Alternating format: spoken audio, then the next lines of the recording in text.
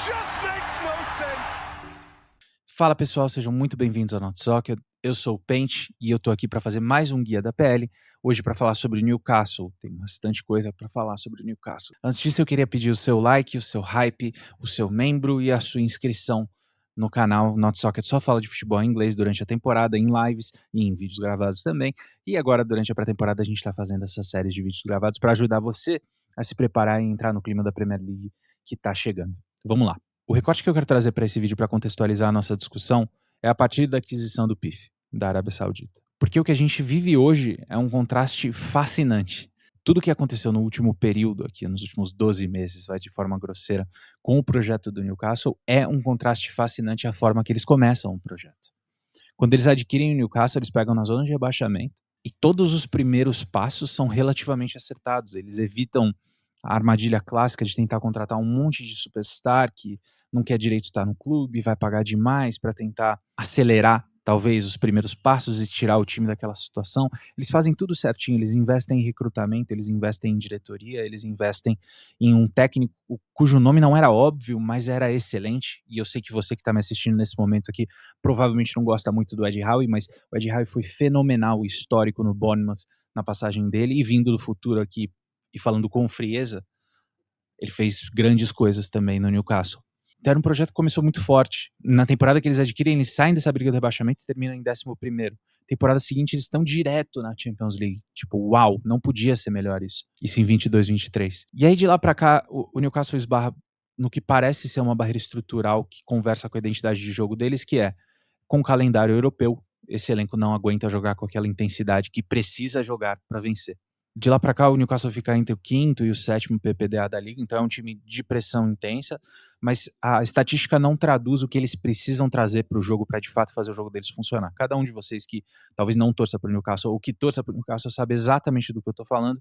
Quando o St. James está aceso, quando tem Bruno Guimarães, Joelinton, Tonali, os caras estão batendo no teu meio de campo inteiro, eles ganham a bola alta, eles são verticais, é um time infernal de jogar quando tá nesse nível de intensidade, mas isso parece ser um problema com um calendário mais congestionado. Então em 23, 24 que eles jogam Champions League, eles terminam em 7º, é uma regressão, não é uma péssima colocação, mas é uma regressão. Essa é a temporada que o Tonali é suspenso, que o Botman, que lá atrás era muito importante, tem as lesões de joelho. 24, 25 que eles não estão em competição europeia, eles terminam em 5º e são campeões da Carabao Cup, ou seja, se classificam para a Champions League e encerram uma seca de 70 anos de troféu, né? Você entende um pouco por que a gente trata com respeito mesmo a passagem do Ed Howe, por mais que a gente esteja vivendo um final não tão legal. Em 25, 26, ano passado, eles terminam em 12º. Dá quase para chamar de desastre de temporada, dadas as expectativas, de uma temporada com 58 jogos. Eu queria terminar esse meu recorte aqui de correlação apontando isso para vocês, que é a temporada mais cheia que eles já tiveram na era Premier League. Mas eu acho que a discussão fica rasa se a gente parar só com o calendário é cheio. Em 25, 26, na minha opinião, e acho que não é uma opinião muito polêmica, o Newcastle começa o desastre da temporada deles na janela de transferências. E eu faço questão de trazer isso aqui por 2 pontos. Primeiro porque é extremamente relevante no contexto. Esse vídeo aqui vai discutir o que é uma implosão de projeto e talvez um renascimento, uma segunda parte desse projeto. Então é extremamente relevante discutir a origem dessa implosão.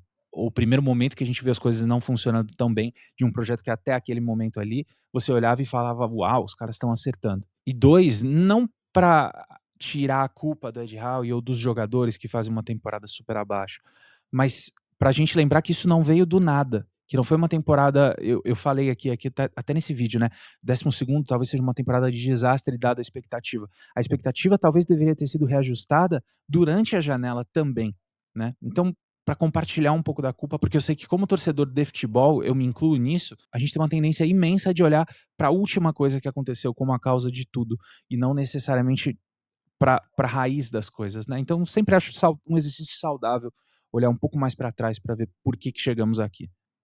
E aí, quando eu falo da janela de 25, eu não estou falando só dos jogadores que são comprados ou não são comprados, é a estrutura administrativa que sofre do Newcastle.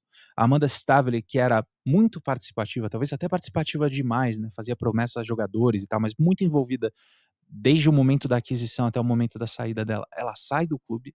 Depois o Darren Neils, que era o CEO, se afasta por motivo de saúde, e numa tacada só, eles que já tinham perdido o Dan Ashworth, que era o diretor esportivo, e reposto com o Paul Mitchell, também perdem o Paul Mitchell. Então você está falando talvez da figura acionária mais participativa se afastando, do CEO se afastando e do diretor de futebol se afastando. E aí você tem uma série de ruídos nessa passagem aqui, especialmente com o Paul Mitchell, uns rumores que na verdade o Ed Howe forçou para o Paul Mitchell sair. E aí o que acontece é que o sobrinho do Ed Howe, o Andy Howe, é apontado interinamente como tipo um diretor de emergência ali para eles tentarem navegar a janela. É um desastre administrativo que acontece. Tem gente no mundo jornalístico ali de Newcastle que acusa o Ed Howe de ter uma participação nisso, tem gente que refuta violentamente, mas fato é que é uma bagunça. E é uma bagunça que transborda nitidamente na janela de transferência. Essa é a janela, vamos lembrar que eles gastam 278 milhões de euros, trazendo Voltemade, Elanga, Wissá, Ramsey e Thiaw. Nem todos eram erros óbvios no momento da compra, né? Mas hoje, com o benefício da retrospectiva, a gente consegue afirmar que praticamente ninguém jogou bem. O mais forte desses aqui que teve temporada foi o Thiaw. E isso é um problema. É nessa janela que a gente tem todo o episódio do Isaac, a gente tem todas as rejeições, que eu vou falar um pouquinho mais pra frente. Então, nota 0 a janela. E aí a temporada 25-26 acontece. Eles perdem no dia final em Craven Cottage por 2-0. Essa derrota é a 17ª na liga deles. Eles perdem quase metade dos jogos de liga que eles disputam na temporada. Eles tiveram uma clean sheet nos últimos 24 jogos da temporada. A 6ª pior marca defensiva da liga, tomando 55 gols de 57 esperados. Assim. Então não é nem que eles deram muito azar de tomar aqueles gols. Teve momentos que a gente veio aqui nas lives falando Newcastle não tá longe da zona de rebaixamento, né? Eles perdem 27 pontos de posições de vitória, que é a maior marca da liga. Então era um time que não conseguia, quando conseguia abrir vantagem, não conseguia gerir essa vantagem, não conseguia administrar os jogos. Terminam em 12º com o Sunderland, que fez o double em cima do Newcastle, ganhou ida e fora, se classificando para a Europa. Nesse último jogo, o time sai vaiado de campo compreensivelmente. Então, apesar de não ser tudo um absoluto desastre, né? Eles chegam nas oitavas de final da Champions League. A eliminação foi péssima para o Barcelona, mas eles chegaram lá. Eles ficam na Carabao até a semifinal e perdem para o City, ou seja, relativamente aceitável o patamar de avanço. É muito difícil você colocar uma luz positiva nessa temporada, apesar dessas pequenas... Não, veja bem. Fora de casa, em especial, um time que doía de ver. A sensação era de um time que estava cansado. E o Ed Howe, inclusive, reconheceu isso e falou durante a temporada dessa sensação de apatia de um time que uma vez a gente reconhecia como tão intenso. E aí o que a gente tem é uma circunstância de um técnico que tinha crédito quase infinito com a sua torcida, pelo que ele vem e faz em tão pouco tempo com o projeto, numa situação que piorava e piorava, e eu acho que ele tem, para deixar claro aqui, porque eu vou elogiar o Howe em vários pontos desse vídeo, eu acho que ele tem uma parcela relevante de demérito, de culpa aqui nessa temporada. A gente uma vez fez uma live com o pessoal do Inside the Box, nossos amigos aqui do canal, e o Piero Fiorelli falou, esse time só sabe ganhar difícil, e isso ficou muito na minha cabeça. É verdade, é um time que é muito apoiado numa identidade de o jogo tem que ser uma guerra, e quando é uma guerra a gente é muito bom de guerra. Não é a coisa mais sustentável do mundo. E eu acho que você pode atribuir parte disso, ou boa parte disso, ao que impôs ou que propõe o técnico. Na camada de recrutamento, e eu queria trazer isso também, que você pode discutir o quanto é do técnico e quanto não é, porque no Newcastle tem rumores que o Ed Howe era muito influente no recrutamento. Eu acho que eles erram no sentido de priorizar muito, muito, muito fisicalidade. E em alguns momentos dessa temporada você olhava e falava, pô, os caras só têm atleta em campo, mas falta um pouco de talento. Bruno Guimarães passa um tempo lesionado nessa temporada, e você vê jogos e você fala, meu Deus do céu, eles ganham todos os duelos, e depois de ganharem os duelos, eles não sabem o que fazer com a bola. Não tô falando que todos esses jogadores aqui que eu vou dar de exemplo são exatamente assim, mas todos de Osula, Elanga, Joelinton, Tonali, Jacob Murphy, em algum momento dessa temporada te passaram essa impressão. O jogo do Barcelona é um excelente exemplo disso, tá? Se alguém tiver a paciência de reassistir aquele jogo, eles tomam uma goleada, eles são muito competitivos até um certo ponto daquele jogo, porque eles conseguem competir muito bem fisicamente. E aí você tem a sensação, meu Deus, falta qualidade, existe um abismo de qualidade técnica entre os times. Pode até ser natural, no caso do Barcelona, mas isso se aplicou em circunstâncias e escalas um pouco menores ao longo da temporada várias vezes e incomodou bastante.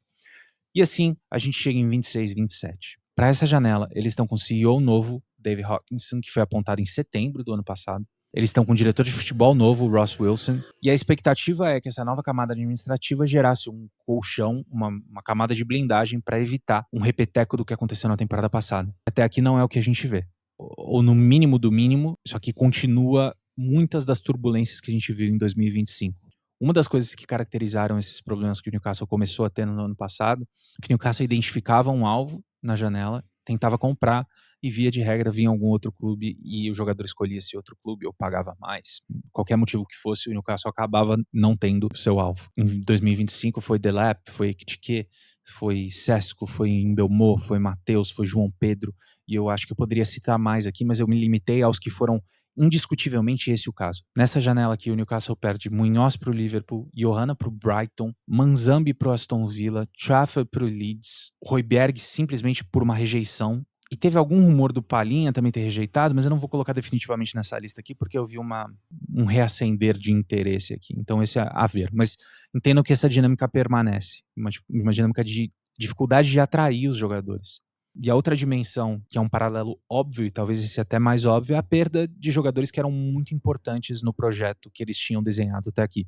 O Isaac, obviamente, vai para o Liverpool na temporada passada. Nessa janela aqui, você tem duas excelentes vendas, na minha opinião, do Gordon indo para o Barcelona por 69 milhões de libras e do Tonali indo por 100 milhões. Mas mesmo em constatando que são boas vendas, a gente tem um pouco da simbologia do projeto se desfazendo. Você tem a ida do Bruno Guimarães para o Arsenal, que eu falo em separado porque para mim não é uma boa venda, 75 milhões de libras. Acho que não repõe tudo que o Bruno trazia para esse time. E concomitante a isso, você tem um êxodo mais amplo de jogadores mais periféricos. Então, Trippier, que já era uma peça mais envelhecida, sai de graça. Pode ser que o Lewis Hall saia, eles negam, é uma situação em desenvolvimento na janela de transferência. E você tem a probabilidade de saída de Willock, de Pope, de Jacob Murphy. São várias peças que foram parte, maior ou menor, dessa última era do Newcastle, que saem. É uma era que acaba. E o maior símbolo disso é a saída do Ed Howe. O Ed Howe, no final de julho, no dia 30 de julho, se demite. Para quem não está prestando atenção nesse ponto do vídeo, isso aqui é o técnico que você tinha escolhido para comandar a próxima temporada, para quem teoricamente você estava construindo esse novo passo, se demitindo no meio da janela de transferências. Ele desiste do projeto no meio da janela. De novo, eu preciso dizer, é muito difícil colocar uma luz positiva em tudo que eu estou contando aqui para vocês. Isso que eu estou narrando tem muita cara de implosão do que foi construído até aqui no Newcastle. E eu vou trazer o outro lado da história, tá? Eu vou trazer o i depois, porque eu não quero que esse vídeo aqui seja só acabou o Newcastle, o barco afundou. Eu queria trazer uma dinâmica um pouco menos óbvia também para a discussão aqui, informar vocês do que eles estão tentando fazer, mas eu preciso constatar antes que esse último recorte aqui do Newcastle realmente acabou. E aí eu já recebi essa pergunta mais de uma vez aqui via Not Soccer. O que está acontecendo com o Newcastle? O PIF desistiu do Newcastle? Porque quando o PIF adquire o clube, eles falam que a gente quer tornar o clube um super clube até 2030. Eles desistiram. E agora é a sessão que eu vou trazer para vocês o que é a comunicação oficial do clube quanto a esse novo passo, a essa nova era. Oficialmente, o PIF não desistiu do Newcastle. Eles adaptaram a forma de operar. Segundo o CEO deles, isso aqui é o Newcastle 2.0. Literalmente, isso está numa entrevista, tá? Um recomeço estratégico que foi forçado por uma limitação financeira, que segundo eles foi imposta pela Liga. Preciso apontar nesse ponto aqui da história que essa limitação financeira, ela é verdadeira, mas ela também vem junto com gastos enormes e exorbitantes que acabam sendo mal feitos. Então tem um pouco de verdade, as regras não nos ajudam, tem outro pouco de eu torrei 300 milhões na janela passada e eu não melhorei meu time em nada. E ao fazer isso eu terminei fora de competição europeia, o que reduz minha receita, o que vai me estrangular com regra financeira. Enfim, feita a observação, eu vou voltar para a comunicação oficial deles, que reforça que o Newcastle 2.0 migra de um modelo de investimentos muito agressivos na janela de transferência em jogadores mais prontos para peças mais jovens, para um clube que quer operar de forma sustentável, desenvolvendo e eventualmente revendendo esses jovens por bons valores. Bem Brightonesco assim o discurso. Esse novo Newcastle vai ser comandado pelo Matthias Jassel, um técnico da escola Red Bull que teve uma passagem interessante pelo Salzburg, que foi muito bem, e estava há 3 anos no Al-Ahly, supostamente um técnico com um jogo vertical e de pressão. No papel deveria ter alguma continuidade de ideia com o Ed Howe. Não vou me aprofundar mais do que isso, estou só passando uma informação que deveria ser relativamente confiável. E para esse novo passo, eles trazem jogadores, e aqui eu quero que vocês prestem atenção na diferença de perfil mesmo. É bem destacado isso que eu contei para vocês do discurso de Brighton, assim, é bem destacado no tipo de jogador que eles trazem. Eles compram o Touré, por 50 milhões de euros do Hoffenheim. Um ponta que joga pela esquerda, rápido, criativo, parece gostar de cruzar, tá jogando muito bem na pré-temporada, por isso que eu tô falando com um tom positivo, os torcedores do Newcastle têm gostado bastante. O Bamba, por 35 milhões do Mônaco, volante defensivo de 20 anos de idade, bem positivo fisicamente, bem grande, não jogou bem na pré-temporada, mas assim, tá no comecinho, isso não significa nada. O Hornacek por 30 milhões do Braga, goleiro titular, e que deve ser titular aqui no Newcastle. O Stur, que vem do Ajax por 23 milhões e meio de euros, meio campista de 18 anos, que pareceu muito bom de bola, quer ditar ritmo, bem interessante, eu vi um amistoso deles, pareceu legal. E um goleiro reserva no Jauen, que certamente não é assim que se pronuncia o nome dele. Vamos ver como fica tudo isso no campinho. Vocês vão ver que eu coloquei na imagem pra vocês aqui esse 4-4-2 com um segundo atacante, assim, porque é mais ou menos assim que o Newcastle tem jogado com o Yassel nos 2 jogos de pré-temporada que a gente teve pra analisar. Eu assisti os 2 pra preparar esse vídeo aqui. A amostra é minúscula, mas não tem muito o que fazer. O departamento de goleiro parece fechado, o Nick Pope vai sair, não tá na imagem justamente por isso. Você tem o Hornacek e o Jauen nessa ordem de preferência. Pela direita, vocês vão ver que o Dedić tá com uma interrogação, porque ele ainda não foi oficialmente apresentado, mas o Dedić deve ser uma nova contratação que eles fazem por 35 milhões de euros para a lateral direita, e que pode cobrir também a lateral esquerda. Como reserva, você tem o Livramento, um excelente jogador, mas que está sempre lesionado. Para a zaga, você tem Thiaw e Botman. Esses têm sido os mais presentes. Na sua imagem aqui está o Schär como titular pela esquerda, mas o Schär tem sofrido com algumas lesões, é uma coisa para ficar de olho. E quem fecha o departamento aqui de zaga é o Dan Burn, que acabou de ser apontado como capitão, inclusive, do time. Então não está muito claro, vou ser sincero com vocês, não está muito clara a ordem de preferência aqui dos zagueiros, na minha opinião. Eu acho que é Thiaw mais um. Eu achei que esse mais um seria um de Schär e Botman, mas o Botman tá jogando muito mal na pré-temporada, e o Schär com problema de lesão, e agora o Dan Burn é apontado capitão. Então saibam que essas são as opções, vamos ficar de olho para ver quais são as preferências do Yassel. Ele ainda não teve as opções todas à disposição para escolher. E pela esquerda você tem, por hora, o Lewis Hall como lateral titular, o Dedić podendo cobrir, como eu falei, e o Dan Burn pode jogar por lá também. É uma outra coisa pra gente ficar de olho. É uma coisa que o Eddie Howe adorava fazer, eu particularmente detestava ver, que é colocar o Dan Burn na lateral. Vamos ver se isso se repete ou não. No meio de campo, eu coloquei como titulares Joelinton e Ramsey, mas já não vai ser isso. O Joelinton acaba de se machucar no amistoso que jogaram hoje e estava jogando pessimamente também. É uma coisa pra gente ficar de olho também, como tem jogado o Joelinton. O Joelinton teve esse renascimento todo com o Eddie Howe, se transformando no meio campista e tal, mas o Joelinton vem num período bastante ruim de forma. Como opções para esse setor, você tem o Bamba com um perfil mais destruidor, o Stur com um perfil mais de jogador, de querer a bola, o Willock, que deve sair, e o Lewis Miley, que tem bastante otimismo em torno dele. Ele surge muito jovem, impressiona, tá mais ou menos na hora dele dar passos à frente, mas ele mostra bons sinais. É um cara pra gente ficar de olho na temporada, eu acho. Na ponta esquerda, o Touré disputa a posição com o Harvey Barnes. Na ponta direita, nesse momento, o Elanga disputa a posição com o Jacob Murphy. Eu contei pra vocês aqui que existe uma expectativa que o Jacob Murphy saia. Se isso acontecer, provavelmente vai ser contratada uma reposição. E para as peças de ataque, você tem 3 opções para 2 posições. O Issa, Voltemade e Osula. Osula que ganhou um espaço enorme na temporada passada. Eu particularmente não sou muito fã. Tem até uma matéria bem engraçada do Athletic que fala que ele às vezes desconecta o cérebro do corpo dele, ele não sabe direito o que ele tá fazendo, e ele é capaz de fazer uma coisa espetacular ou de tropeçar na bola, e é um bom resumo do Osula. O Osula é um jogador muito caótico, com muita potência física, mas eu particularmente gostaria de ver como neutro o Issa e Voltemade nesse ataque. O Voltemade por si só representa um desafio para eles, no modelo de jogo deles, do Newcastle, do que eles entendem como identidade, pela falta de mobilidade, como é um cara que tem um certo efeito numa estrutura de pressão alta. Eu particularmente acho que talvez um técnico um pouco mais flexível conseguiria adaptar isso, mas vamos ficar de olho para ver se é realmente nesse caminho que o Yassel vai levar. Tanto o Osula quanto o Issa estão jogando bem na pré-temporada, pode ser que a gente veja esses dois começando. E a outra coisa que eu queria que vocês reparassem, antes de eu falar do que está faltando ainda para esse time, é em como as adições são jovens e como elas já chegam com uma certa proeminência. Não é que são jogadores de 20 anos de idade que chegam para jogar atrás do Bruno Guimarães. Fica tranquilo, o capitão tá ali e você vai ter minutos até você entender a liga, se adaptar, e aí a ideia é que você melhore ao longo dos anos. Nesse momento aqui, o Newcastle tá com cara de a gente vai botar os jovens mesmo para jogar e eles vão ser importantes na nossa estrutura. Isso é um risco, isso não significa que vai dar errado, mas eu seria irresponsável de não apontar isso aqui para vocês. O que ainda falta aqui? Falei para vocês do lateral direito, deve ser o Dedić, já tá inclusive no campinho, então nesse desenho aqui não falta mais. Claramente estão indo atrás de mais um meio campista, Højbjerg era de interesse, eu comentei também sobre o Palhinha, então um jogador desse perfil um pouco mais destruidor deve estar na mira deles. Afinal de contas, esse é um meio de campo que perde Tonali e Bruno Guimarães. Para esse desenho de jogo aqui, 3 atacantes para 2 posições não é ideal e eles não têm exatamente um cara mais criativo para essa posição. Eu imagino que isso aqui possa ser um foco de investimento deles. E claro, como eu falei para vocês, se o Memphis sai, deve vir uma reposição. Existe um rumor com o Musa do Feyenoord. Para fechar a discussão aqui, a gente sempre faz uma sessão de previsões, de expectativa para esse time na temporada. E o Newcastle é particularmente difícil. O meu instinto, sendo muito sincero, quando eu comecei a escrever essa peça aqui para vocês, era de vir com um tom de esse time implodiu. É um absurdo o que fez o PIF. E parte de mim ainda, inclusive, pensa isso.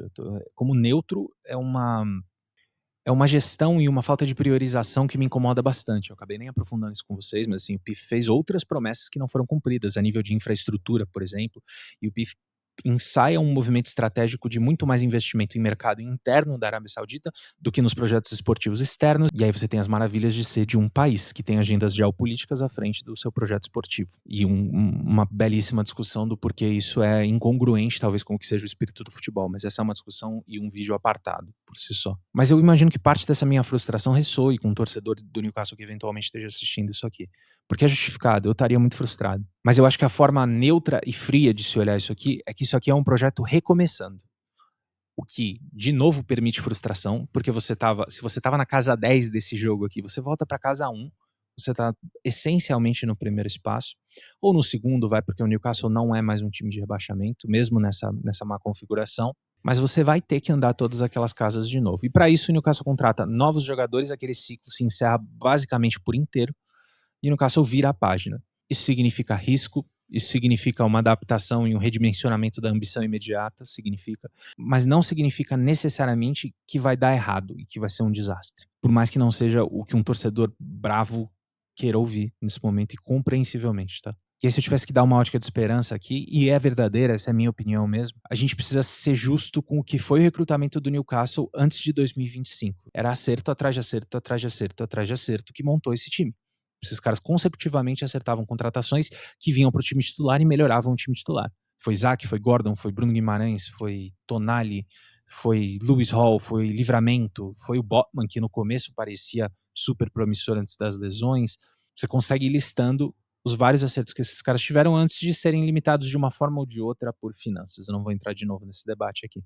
Existe um cenário onde, com um escopo redimensionado, esse recrutamento ainda funciona bastante. Não é impossível imaginar que isso seja o caso.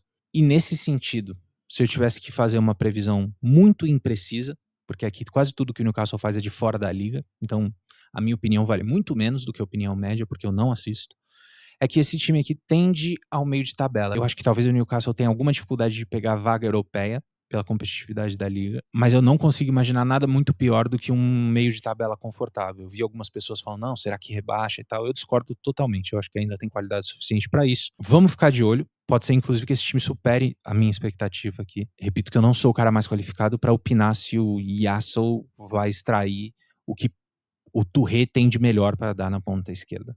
Então, vamos ficar de olho. É um projeto que acende uma luz amarela aqui, mas que não necessariamente acabou. O que acontece de fato e indiscutivelmente é que a primeira fase dele acaba e a gente tem um novo Newcastle.